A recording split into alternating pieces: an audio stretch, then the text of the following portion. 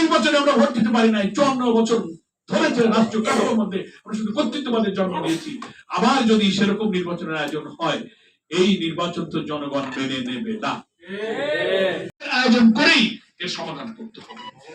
There is no alternative. Anti corruption কমিশনের ব্যাপারে আমরা বলেছি, সংবিধানের আর্টিকেল 70 কে আমরা সংশোধনের কথা বলি, যেখানে এমপিদের ফ্লোর ক্রসিং এর কোনো সুযোগ ছিল না। স্বাধীনভাবে কিছু বিষয়ে একজন এমপি পার্লামেন্টের মতামত দিতে পারতো না, দল যা বলবে তাই শুনতো। সেখানে আমরা 2-3টা পয়েন্টে বলেছি যে সংবিধান সংশোধন, তারপরে অনাস্থা প্রস্তাব, অর্থ বিল, নানান ইস্যু বাদে একজন এমপি কে স্বাধীনভাবে পার্লামেন্টে তার মতামত দেওয়ার সুযোগ দেওয়া। That is the beauty of democracy. Parliamentary system of ডেমোক্রেসিতে একজন এমপির এই অধিকার থাকা উচিত। সেটাও কিন্তু ঐক্যমত্য কমিশনে গৃহীত হচ্ছে। এইভাবে আমি সংক্ষেপে বলছি, এই যে সংস্কারগুলোর ব্যাপারে 6টা জায়গায় আমরা তো বলিনি যে রাষ্ট্রের তো সব অর্গানই নষ্ট হয়ে গেছে। 54 বছরে যারাই ক্ষমতা এসেছেন, 3টা দল দেশ শাসন করেছে। আওয়ামী লীগ দেশ শাসন করেছে প্রায় 25 বছর, বিএনপি দেশ শাসন করেছে প্রায় 15 বছর, জাতীয় পার্টি করেছে 9 বছর, মিলিটারি শাসন সামরিক আইন চলছে প্রায় 9 বছর। এই 54 বছরের শাসনকালে আমাদের সমস্ত রাষ্ট্রীয় অর্গানগুলো পলিটিসাইজ হয়েছে, করাপ্ট হয়ে গেছে, দলীয়করণ হয়েছে, দুর্নীতি। এই জন্য বলেছি আসেন আমরা বিদ্যমান কাঠামোটা চেঞ্জ করে ফেলি। যে কোনো লোক, আমিও যদি কালকে এই কাঠামোটির ক্ষমতায় চলে যাই, এই কাঠামো থাকলে আমিও কিন্তু কর্তৃত্ববাদী স্বৈরাচারী বলি। আমিও যদি এর মধ্যে ঢুকে যাই, তো আমি এমন পাওয়ার পাবো যে আমিও আরেকটা হাসিনা হয়, তখন আমার ক্ষমতায় আত্মহমিকায় আমি তখন ভুলে যাব। এই কাঠামোতে যে ক্ষমতায় যাবে সেই ফাঁসিবাদী আচরণ করবে, সেই কর্তৃত্ববাদী বলবে। এই জন্য বলেছি আমাদের এই ফরম্যাটটাকে শুড বি চেঞ্জ করতে। সেই কারণে এই সংস্কার প্রশ্ন, এখানে একটা ঐক্যমত হয়ে গেছে। আমরা বলেছি যে এই ঐক্যমত হওয়া বিষয়গুলোকে আইনি ভিত্তিতে লিগ্যাল বেস দিয়ে দেন, তার ভিত্তিতে কামিং ইলেকশনটা বলছে। That is called July charter. এটার নাম বলেছি জুলাই সনদ। কথাটা বোঝাতে পারছি আপনাদের বাইরে যত। ঠিক আছে, যেগুলোতে কেউ এক বছরের দরকার নেই আমরা যোগ করছি না। রাষ্ট্রের তো প্রচুর অর্গান আছে, সব জায়গায় রোগ একসাথে সারবে না। বলে না সর্বাঙ্গে ঘা ওষুধ দিব কোথায়? তো দেশের তো সব অঙ্গে ঘা হয়ে গেছে। তোমরা তো আপাতত যে মাথায় জ্বালা, চোখ দেখি না, কথা বলতে পারি না, এইসব অর্গানগুলো ঠিক করেন। এই জন্য আমরা 6টা যে রিফর্ম কমিশন হয়েছে, আমরা বলেছি এই জায়গাগুলো আপনি রিপেয়ার করেন, সংস্কার করেন, রিফর্ম। তো সব দলগুলো যেসব পয়েন্টে একমত হয়ে গেছে, আমরা বলছি এটাকেই বলেন জুলাই সনদ। এটাকে একটা আইনি রূপ দেন। এখন প্রশ্ন আছে যে কিভাবে এটাকে আইনি বিধান দেওয়া যাবে, সেটাও কিন্তু আমরা বিভিন্ন দল তার ব্যাখ্যা দিয়েছি, তার প্রস্তাবনা অপশন গুলো আমরা বলেছি। কালকে প্রধান উপদেষ্টার কাছে আর অন্য উপদেষ্টা ছিলেন, সেখানে আমরা কিন্তু এই ব্যাখ্যা দিয়ে পরিষ্কার বলে আসছি। দুটো অপশন প্রধান, একটা হচ্ছে প্রেসিডেন্সিয়াল একটা প্রক্লামেশন জারি হতে পারে যে এই বিষয়গুলো একটা প্রজ্ঞাপনের সরকারি অর্ডিন্যান্সের মধ্য দিয়ে এগুলো আইনে পরিণত করবে। পার্লামেন্ট সেটা এসে অনুমোদন দেবে। That is one option. আর একটা হচ্ছে রেফারেন্ডাম, গণভোট। গণভোটের বিধানটা আমাদের সংবিধান থেকে বাতিল হয়ে গেছিল। এবার রাজনৈতিক পরিবর্তনের পরে পার্লামেন্ট আদালতে গিয়ে কিন্তু আবার সংবিধান সংশোধনের সেই মামলা শেষ করে আমাদের গণভোটের অধিকারও কিন্তু সংবিধানে ফিরে এসেছে, আপনারা সবাই জানেন। তাহলে আমরা তো গণভোট দিতে পারি, রেফারেন্ডামে যেতে পারি।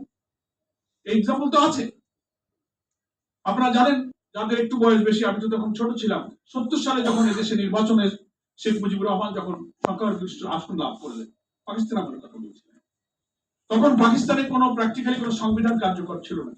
1956 প্রথম পাকিস্তানের সংবিধান রচিত হয়। 62 এসে আবার সেই সংবিধান স্থগিত হয়ে আবার সামরিক হয়ে যায়। 69 আইয়ুব খান পদত্যাগ করেন, ইয়াহিয়া খান ক্ষমতা দখল করেন। 70 নির্বাচনে কার্যকর কোন সংবিধান না থাকে, এখন কোন আইনি কাঠামোতে ইলেকশন হবে? তখন আইন বিশেষজ্ঞরা মিলে তখন একটা লিগ্যাল ফ্রেমওয়ার্ক অর্ডিন্যান্স জারি করেছিলেন, যাকে বলা হতো LFO। 70 ইলেকশনে, যে ইলেকশনে নির্বাচিতদেরকে নিয়ে এখানে গণপরিষদ হয়েছিল, সেই গণপরিষদে নতুন বাংলাদেশের প্রথম সংবিধান রচিত হয়েছিল। ডক্টর কামাল ছিলেন সেই সংবিধানের একজন নেতা। ওই সেই পার্লামেন্ট নির্বাচনের জন্য সেই সংবিধান রচিত হলে গণপরিষদে, তার জন্য তো কোনো সাংবিধানিক ভিত্তি ছিল না, তখন এরকম মাধ্যমে হয়েছে। That was the evidence, that was the option. এটাকে আমরা বলছি প্রেসিডেন্সিয়াল একটা অর্ডিন্যান্স জারি করতে পারে। আরেকটা রেফারেন্ডামের নজির আছে। শহীদ রাষ্ট্রপতি জিয়াউর রহমান যখন প্রথম বাংলাদেশে ক্ষমতা গ্রহণ করলেন, উনি রাষ্ট্রপতি হলেন, দলের প্রধান হলেন, দল গঠন করলেন, মনে আছে ৭৭ সালে, তখন আমি অনার্সের ছাত্র, তখন উনি রেফারেন্ডাম দিয়েছিলেন, গণভোট। সেই গণভোটের মধ্য দিয়ে তার ক্ষমতা গ্রহণ, দল গঠন, রাষ্ট্র শাসনের বৈধতা তিনি গ্রহণ করেছেন। সেই উদাহরণ তো আছে, নজির তো আছে। প্রেসিডেন্ট এরশাদ যখন ক্ষমতা এসেছিলেন, তিনিও কিন্তু এই সমস্ত অর্ডিন্যান্স জারি করে, বিভিন্ন বিধান জারি করে তিনি কিন্তু তার দায়িত্ব এবং ক্ষমতাকে বৈধ করেছিলেন। পার্লামেন্ট পরে এসে সেগুলোকে আইনে অনুমোদন দিতে পারে। ফলে যারা বলেন যে না, এখন এই সব আইন কানুন করার সময় নাই, নতুন পার্লামেন্ট আসবে, তারপরে নির্বাচন হবে, তারপর এইসব আইন কানুন তৈরি হবে, এই কথা যারা বলেন সেখানে শুভঙ্করের ফাঁকি আছে। তার অর্থ হলো, এত কষ্ট করে, এত রক্ত দিয়ে 2 মাস ধরে আপনি ঐক্যমত্য কমিশন করলেন, এত সংস্কার করলেন, তার কোনটাই যদি এখন না হয়, তো কারা যেই ক্ষমতায় যাক, ক্ষমতায় গিয়ে এত কষ্ট আমাদেরকে যে করালেন কেন? এই আইনগুলো এখন কেন আমরা সব তাই তো ওই পার্লামেন্টের জন্য বসে থাকলেও তো যারাই ক্ষমতায় আসবে তারাই গিয়ে নতুন আইন বানাবে। তো যারা যাবেন, যারা বারবার দেশ শাসন করেছেন, তারা কি এই এত সংশোধন করে, এত কষ্ট করে যা করা হয়েছে একটা অন্তর্বর্তীকালীন নির্দলীয় সরকারের মাধ্যমে, তারা কি তাই করবেন? তাদের জন্য যা ভালো তাই তারা করবেন। একটা দলের স্থায়ী কমিটির আরেকজন সদস্য এই কথা বলেছেন, দ্যাট ওয়াজ রেকর্ডেড, আপনারা দেখবেন অনলাইনে এখনো আছে। তিনি বক্তৃতায় বলেছিলেন, এখন আপনারা যা সংস্কার করেন, যা আইন বানান, আমরা ক্ষমতায় গিয়ে সব মুছে দেব। মনে আছে না? তাহলে যারা এখনই এই কথা বলতে পারেন, তারা আগামী পার্লামেন্টে আসার হয়তো স্বপ্ন দেখেন না। কোন স্বপ্ন কাজে লাগবে, কোন স্বপ্ন দুঃস্বপ্ন, আল্লাহ পাকই ভালো জানেন। মনে মনে সব, মানে সরকারে যাওয়ার আগে, সরকার দখলের আগে, রাষ্ট্র দখলের আগে বাস স্ট্যান্ড, টেম্পল স্ট্যান্ড দখল হয়ে যায়। আর কপালে কোন ক্ষমতা সে মহান আল্লাহ জানেন। সেই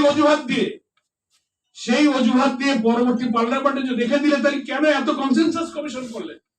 চিফ অ্যাডভাইজারকে আমরা বলি, উনি তো যখন সব দলকে সর্বদলীয় বৈঠক দেখেছিলেন, সেখানে উনি বলেছেন যে আমি রাষ্ট্রের সংস্কার না করে নির্বাচন করব। কোন সংস্কারে কারা পক্ষে বিপক্ষে থাকছে আমি ওয়েবসাইটে দিয়ে দেবো, আপনারা সব দেখতে পাবেন। এই সবই যদি বাতিল করে পরবর্তী ইলেকশনের পরে গিয়ে যাদের হাতে ছেড়ে দিতে হয়, তাহলে এতগুলো আয়োজনের দরকার নেই।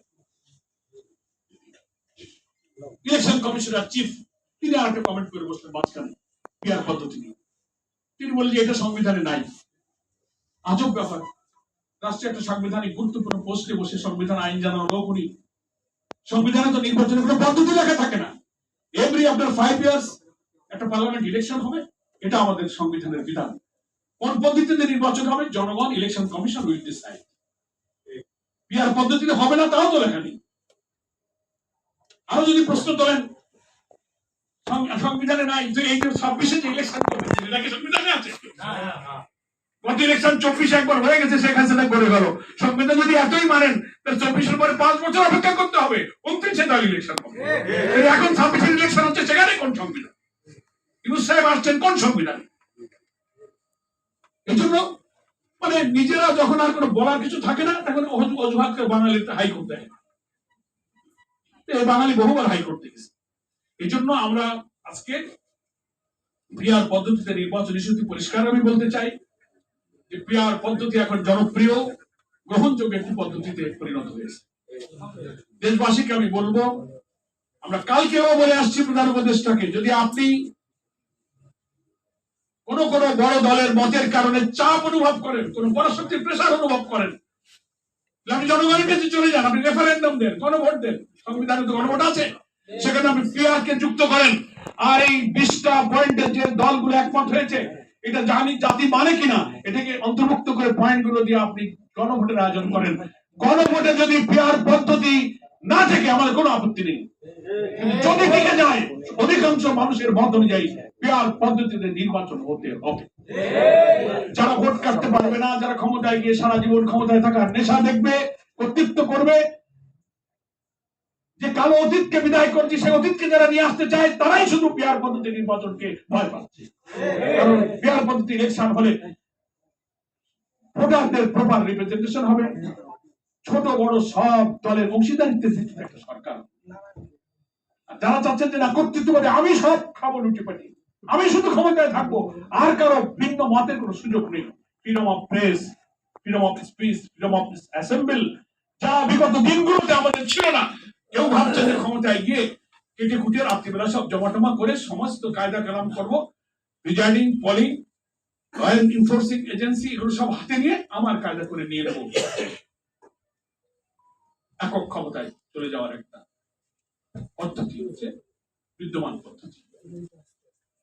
প্রফেশনাল রিপ্রেজেন্টেশন থাকলে হবে কি, ছোট বড় সব দল কিছু না কিছু আসন পাবে। তো প্রত্যেক আসনে নির্বাচিতদের প্রতিনিধিত্বের পদ্ধতি তখন একটা অংশীদারিত্বের ভিত্তিতে বাংলাদেশের জনগণের একটা সরকার তখন প্রতিষ্ঠিত হবে। পার্লামেন্ট তারা আলোচনা করবে। হ্যাঁ, যে কোনো পদ্ধতির কিছু ব্যারিজ থাকতে পারে, ডিমান্ডস থাকতে পারে, সেটা আলোচনা করে ঠিক করা যাবে। প্রয়োজনে সংবিধানকে সংশোধন করা যাবে। আমরা যেমন আর্টিকেল 70 কারেকশন করে ফ্লোর ক্রসিং এ এমপিদের কথা বলার সুযোগ দিয়েছি। কেউ বলেন যে না, পিআর পদ্ধতি হলে স্বতন্ত্র নির্বাচনের জন্য একটু প্রবলেম হবে, সরকার ঝুলন্ত গভর্নমেন্ট হয়ে যাবে, অস্থিতিশীল হবে না।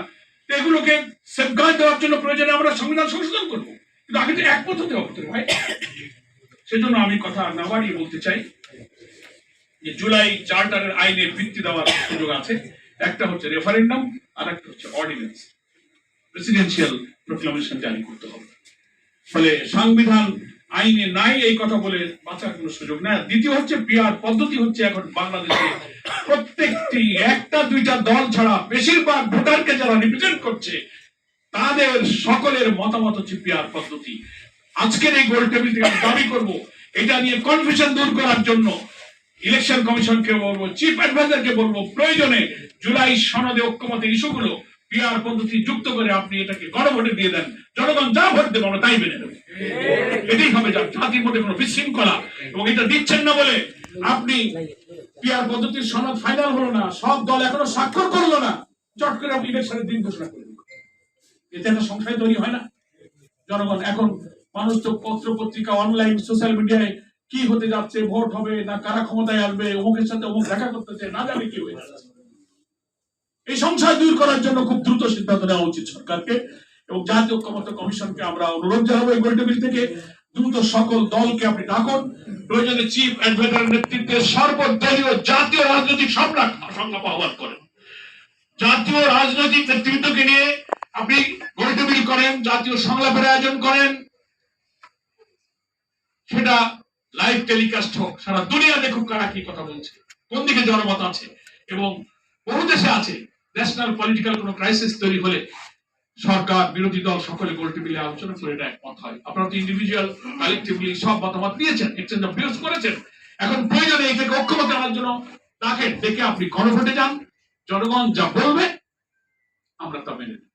কোনো ক্রাইসিস তৈরি হবে না। কিন্তু কোনো ক্রাইসিস তৈরি করে নতুন করে এত রক্ত, এত আন্দোলনের পরে যদি আমরা দেখি যে একটা সাজানো পাতানো আগের মতো নির্বাচনের দিকে দেখ যাচ্ছে, এই নির্বাচনে কেন জনগণ অংশগ্রহণ করবে? কেউ যাবে না।